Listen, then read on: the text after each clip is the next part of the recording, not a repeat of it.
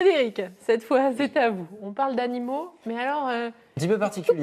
petite bébête. Ouais, ouais. Vous pouvez remettre Bien sûr, si vous voulez. l'accessoire que vous aviez Je dois apporté dire que depuis Ça vous tient ce chaud week-end, après avoir visité une petite association, les abeilles en Pével sur Atiche, je fais un petit coucou à Dorothée et à Saïd qui m'ont accompagné, et avoir vu des ouvertures de ruches, j'ai du mal à quitter cet élément de protection. Voilà. D'ailleurs, on a une photo de vous. Non. C'est Delphine qui nous l'a envoyé à nordpas-de-calais.matin. C'est vrai.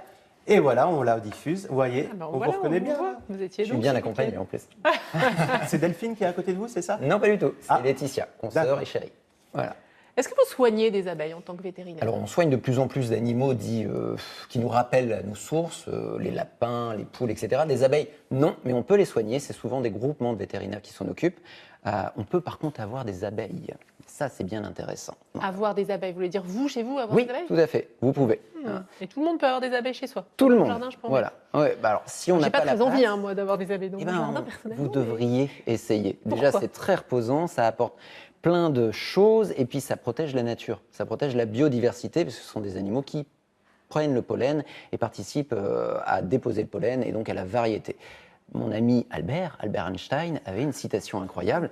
Il disait que si les abeilles n'existaient plus sur la surface du globe, l'espèce humaine n'avait plus que 4 ans à vivre. Est-ce Et que ça, c'est vrai, ça? alors, c'est vrai, oui et non, parce qu'il n'y a pas que l'abeille qui participe à la pollinisation, mais si les abeilles sont plus là, ça veut dire que tous les autres insectes ne sont plus là, et donc au bout d'un moment, oui, vous n'avez plus rien pour vivre. Donc il faut absolument les préserver. Les préserver, et cette association que j'ai pu rencontrer participe à la conservation de certaines espèces, participe à la conservation d'une abeille qui n'est plus vraiment dans son habitat naturel, c'est l'abeille noire par exemple, qu'on rencontre souvent dans le nord de la France, parce qu'on a mis d'autres types d'abeilles, parce qu'elles font mieux le miel, etc., etc. Mais les abeilles, il y en a de moins en moins, effectivement. Cela dit, il y a la Fabine Bacon qui nous dit qu'elle aurait, si elle avait à choisir, elle aimerait bien que les abeilles s'en aillent. Ils en ont plein de jardins, ça fait peur aux enfants, nous dit-elle. Peur aux enfants, pour autant, une abeille, c'est pas agressif, tant que vous n'intervenez pas dans sa gestion de la ruche, généralement. Donc c'est pas tout à fait pareil de se sentir envahi par les abeilles dans son jardin parce qu'on n'a rien demandé ou d'avoir sa propre Sa ruche, en fait. propre ruche, effectivement. Donc la maintenir, que ce soit dans l'idée de je participe à la biodiversité, ou simplement de façon plus égoïste, pour avoir son propre miel, ou avoir tous les dérivés que l'abeille forme, la propolis, le pollen, la gelée royale, etc. Mais comment on fait? Parce que moi, j'y connais rien aux abeilles. Alors maintenant, moi, je veux bien vous écouter, mettre une ruche dans mon jardin, mais bon, je vais pas la poser comme ça, puis attendre Alors que ça se passe. justement, grâce à ces différentes associations, donc là ici l'abeille en Pével, vous pouvez prendre des cours.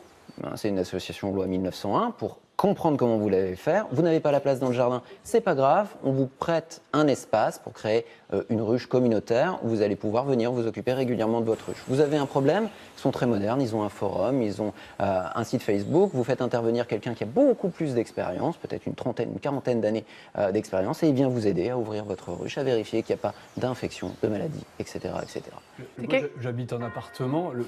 Évidemment, sur un balcon d'appartement, C'est impossible. C'est pas concevable. Non. C'est quoi le minimum de surface? Soit vous avez effectivement, c'est quand même une grande surface, hein, c'est un très grand jardin, ou alors vous avez. Néanmoins, sur les toits, il y en a aussi. Hein. Il y en a Sur les toits, il toits commence à d'Opéra y en avoir, à Lille. effectivement. Voilà. Ouais. Et là, c'est une réponse grand tout à toit, fait donc, pour les gens citadins qui vivent en appartement, qui se disent ben, pourquoi pas. Voilà. Et c'est vraiment passionnant, c'est tout un monde.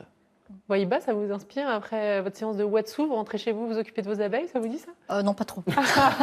Qu'est-ce qui vous fait peur? D'être piqué? D'être piqué, le bruit, ça me stresse aussi. C'est un bruit reposant. Au démarrage, c'est stressant parce qu'on se dit, mon Dieu, je vais me faire piquer. En fait, si on suit les bonnes précautions, il n'y a aucun souci. Et puis ensuite, ce bruit qui vous a stressé au démarrage, vous le trouvez très très reposant. On va vous expliquer comment les effaroucher avec de la fumée. Elles vont se mettre à vrombir, à s'occuper de leur miel. Et ce petit bruit vous dit que tout va bien se passer. Vous pouvez faire tout ce que vous voulez. Il y a des vrais risques de se faire piquer? Bien sûr, c'est quand même des animaux venimeux. Ils protègent avant tout leurs ruches et leurs reines. Donc si vous faites des erreurs de manipulation, vous vous postez mal sur la ruche, que vous les gênez à rentrer dedans, oui, il y a un risque. Mais en suivant les bonnes pratiques, il n'y a pas de souci. Généralement, on intervient rarement tout seul.